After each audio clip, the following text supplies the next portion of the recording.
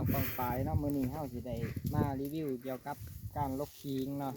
มาเบิ่งผลงานของขิงเฮาปลูกเนาะนะฮะยับเข้ามานี่เนาะนี่คือผลงานของเฮาเนาะขิงในใส่เวลาประมาณ6-7 เดือนเนาะเบิ่งเอาเนาะพี่น้องเนาะนี่นะผลงานของเฮาเงาหนึ่งก็จะได้อยู่ประมาณ3-4 โลเนาะต้น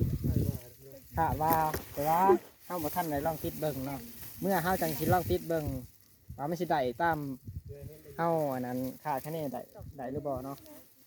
เดี๋ยวเบิ่งเงาต่อไปเนาะเบิ่งเงาต่อไปนี่เนาะ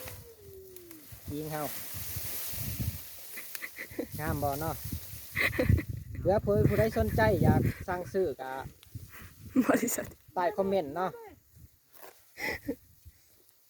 เดี๋ยวลงใต้คอมเมนต์ยิงผลงานเฮานี่เด้ดอกมันมีดอกแน่ดอกมันกินแต่รสชาติจะออกแบบหอมๆหวานๆหน่อยนึงเนาะดอกขิงบ่ได้อยากกินแชทมาถามได้ว่าเก็บให้เนาะ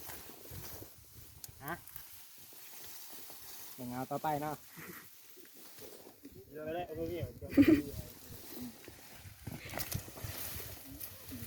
นี่น้าบ่พี่เนาะ